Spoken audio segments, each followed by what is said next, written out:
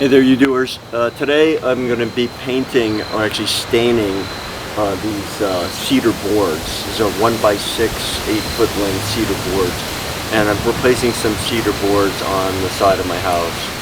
And I did a lot of research. A lot of, seems like conflicting information, talked to some paint store folks. So my approach I'm going to do is I'm going to put down some deck and siding primer by Benjamin Moore called Fresh Start. It's an oil-based primer, and my understanding is it's good for tannin-rich woods like cedar to prevent the bleed through. Although I am using a darker stain, I'm still going to use this. And my understanding, and maybe I'm wrong, if you want to leave a comment, it'll help with the protecting the wood. I'm going to paint all sides of this these boards with this primer. And then I'm going to cover it. Then I'm going to stain it again over with a water-based solid stain by Benjamin Moore as well. And you may be trying to figure this out too, but my main, one of the things I was trying to figure out was, do I need to use this? Some people say yes, some people say no. There's, now with the solid stain, there's only water-based. They don't make oil-based anymore. So I'm going with a water-based stain. Should I paint it and all that? But bottom line is, what I'm decided to do is I'm going to use this Fresh Start oil-based primer, and then later on I'm going to cover it with my solid stain, Benjamin Moore solid stain. So it may not be exactly the way you would do it. This is the way I've figured it out. I've talked to some folks about it, and we'll see how it goes. So right now I have what I'm going to do is I'm going to paint these boards here, these 8-foot 1x6 boards, red cedar boards, and there's a smooth side and then there's a rough side, and I'm going to paint this through. And my understanding is stain stain looks better, I guess, and I want to see some of the texture. I know I'm not going to see everything, So let me bring this over here for you. So here you can see this is the smooth side and this is the rough side. So I'm going to paint both using this primer first. And I just bought some cheap brushes like this here. So these are just some cheap brushes I'm going to use. And this is fresh cedar. This is new cedar. So, and it's dry. I think it's about 9%. And then I learned that you need to make sure it's dry, so I just bought a pretty cheap moisture meter, as you can see. But let me turn this off. So I'm going to just show you what I get when I use this. I believe cedar is softwood. So when I put this on here, you'll see, hopefully there, I'm getting about, push down on it, 11%. You don't want, if it's very wet, you don't want to seal this in there. So now what I'm going to do is I'm going to just shake this up. Shaken up in the store, but I've used it already once. I'm going to give it a good shake again to make sure it works well. You can also use a stick to, but I find shaking works better from my limited experience, especially when you just have a quart-sized can. I'm not going to show you this whole thing. I just want you to show you how to do this. But I just want to get it done. So I'm going to try to seal this out, seal this well, and do it well. So hopefully this gives you some ideas. If it's not perfect, if you have better ideas, please leave in the comments. And if you like this video, please like it. Sorry for the wind noise. And please subscribe. So I just try to get things done myself, learn as I go. You start figuring out, doesn't need to be perfect. Most of the time people don't notice anyways. And then you learn as you go. I talk to people in the paint store, in the JC Lick paint store. They're very helpful. And read a lot of message boards. So it's really great, the community out there.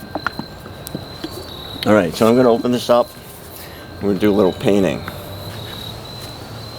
I made these t-shirts here now, you Doer. You know, just to make it a little more fun. I open this can primer. So I'm just gonna put like a one layer down, not gonna over paint it or make it too thick because I don't want it to leave any splotches. So you know, so I was trying to figure out the paint color that matched my the current boards are on there, but of course it's weathered over the years.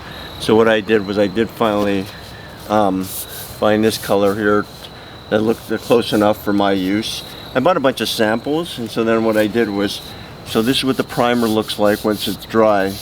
You can get it, what do you call it, tinted. It normally comes white, but they'll tint it for you, so when you paint over it, I guess it's not as white and it can cover better.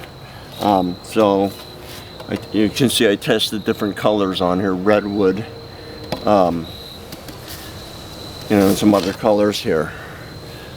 And I just used a piece of cedar. These are about $6 each, I think, the samples. You get quite a bit actually. I may be able to paint quite a bit of my board with it. Alright, so that's what I did. But this is the color I'm going for here. Alright, so let's get started. I just bought these cheap brushes, like $5 for 4. You may want to get better brushes, but that's what I'm using. Okay, so I'm gonna paint. What I did was I put this on 2 chairs like that, one over there, and then one over here. And then what I'll do is I'll paint all sides of the boards. I'm gonna paint all sides of the boards, flip them over, paint the others, you know, so I get all sides, and then when it dries up, I'll paint the edges. It may take 6 to 7 hours for this to dry up properly for you to do the next layer. If you're in a well-ventilated area, this is an oil-based primer, so there are more fumes. Or wear a mask if you need to, but just do it outside. I think for safety reasons, that's why stains have gone to solid-based stains have gone to water-based. I think for environmental reasons. All right, let's just get started. Nothing exciting. So we'll show you how it goes. Bring this closer. So I'm just going to use a brush, not a roller, and I'm going to get busy here. So I'm going to go with the grain and just paint this.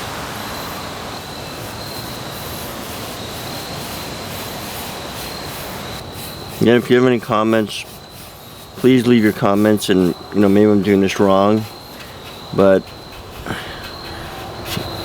I'll learn as I go.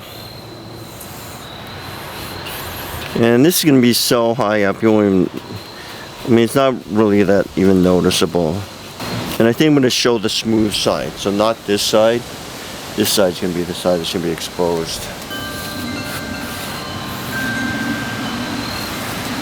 Paint this rough side so you can see what it looks like when I paint it.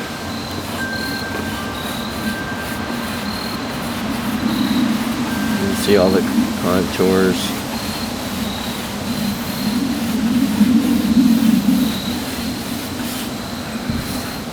So this will probably be the back side.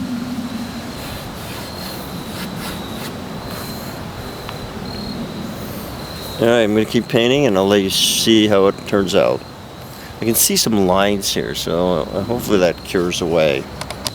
Because the one thing I'm learning here is that sometimes you get these cracks or like these imperfections of the wood, like there's a little hole here. And I realized that I need to make sure paint stain gets in there. It's not sealing up, so because I know once it's all done, you know, water could get in there, and I want to minimize anything damaging the wood, getting inside the wood. So I kind of put a lot of little drips of paint or stain on there to make sure it went in these little spots. And then on this side, the rough side, I'm staining it, and because it's so uneven, I have to make sure, because if I just pass over like this, you'll see there's grooves that may not get stained. So I really have to really push the brush in there to make sure it gets stained. And I don't think a roller would do that well. And so things I'm learning as I go. I want to do this properly. once the weathering gets exposed to the weather, I want to minimize any, mitigate any damage that may start incurring over time. Alright, that's it. I just want to share with you. So it's going well so far. So you can see I've stained I've stained quite a bit of this here. And I'm learning a lot. And I think what's going to happen, these lines I see in here are going to gradually disappear. You might start seeing more of the texture, I guess, of the wood a little bit. But it looks pretty good. And I'm pretty happy with my progress. Getting a little more confident with my painting. So this is what you do with a Doer. You start learning as you go, you know. And again, these boards are going to be up high, so little imperfections, maybe even hair bristles, and I don't really care. People won't be staring at it. But if you're using cedar boards for something that's more visible, like maybe a deck or something, or a table or something, you may want to buy better brushes and stuff like that. So I'm going to keep on painting here. Right, there you go. So I've got the first coat of stain primer, my primer on my cedar boards. On the right side you can see the rough side of the cedar board, and on the left side you can see the smooth side. So you can't really see too much of the texture. Maybe when it dries you'll see a little more. I was hoping I'd see more of this texture. I think it might come through. Just a little time to cure. It takes about 6 hours. So I just painted it all, stained it all, primed it, I mean. So I just primed it all down here. And then I'm going to flip it over and do the other side and then do the ends later. And so I did the sides too. And again, the things I learned on this is, so on the rough side, you know, sometimes you got to push it in there with a brush because it's very rough, and so you'll have spots where the primer doesn't go into properly, and so you got to push it in, like probably like right there. You can see right about here. You know, it's probably need a little more primer in there.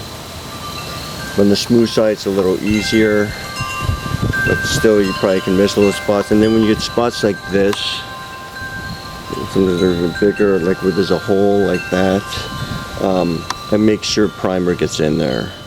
I probably could seal that off somehow, but hopefully get enough primer and stain in there that it'll provide good protection. Alright, so there you go, learning as I go. This is tinted stain, fresh start. Just let this dry. I'm going to do this, so I flip it over, let it dry, and then finish the ends off, and then stain it, and I'll film that part too. I'm going to flip the boards over now. Make sure I don't get the paint. Flip them over. This. Easier with two people. Underneath. Here we go. You'll notice that. Alright, there we go. Beautiful. Right now I'm going to stain this side. Prime this side. This is the rough side here. This is smooth side. And then I'm going to leave it. Alright, let's do it. So there's a lot more knots on this side. So we'll see if these come through. So these knots, I'm wondering, I'll be able to see through them. So I've already got the edges done, but I might, this side was hard to get here, so maybe I'll be able to paint it better. There are a lot more knots on this side. I want to fill in my stain. I'm getting a little more practice at this. And the other thing, I wanted to be able to see some of these knots, because when I look at some of the older stain on the house, you can actually see these knots through here. So, but I think with the primer and the solid stain, may not be able to. That's okay. Maybe with time it'll start coming through. Main thing is I want it protected, but I could try semi-solid stain. May not be as protective, but that could be oil-based, and maybe I could see a little more through here. But that's the way I'm going now. That's the way I decided. Just got to get this done. I think it'll still look great. So I can see some of the texture in there. thing is, the oil absorbs in the primer into the wood. You start seeing more shape coming through. This is just what I'm thinking.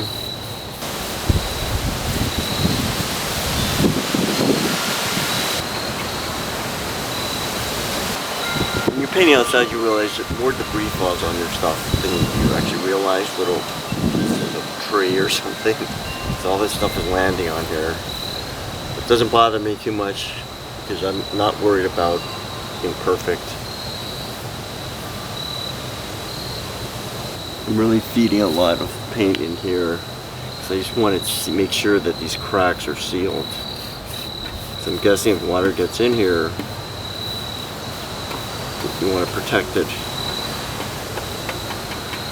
So I think to have some, and do this in a well ventilated area. I know the fumes, not too bad, but generally just don't want to expose yourself to too many volatile organic compounds unnecessarily. You can also wear a mask if you're a respirator. It's pretty good breeze out here, so I'm not as concerned, but I'm trying not to keep my face above the can. So again, the rough side, sometimes you have to push the paint in there, make sure it gets into the crevices. Yeah, the rust is much, I would say, more difficult to make sure you get covered.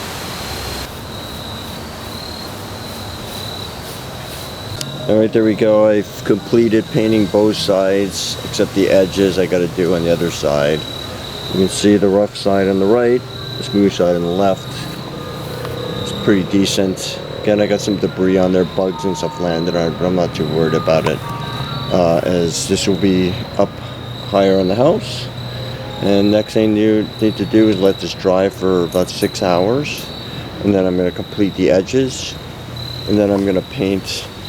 Probably going to use this color paint right here. Paint that on there.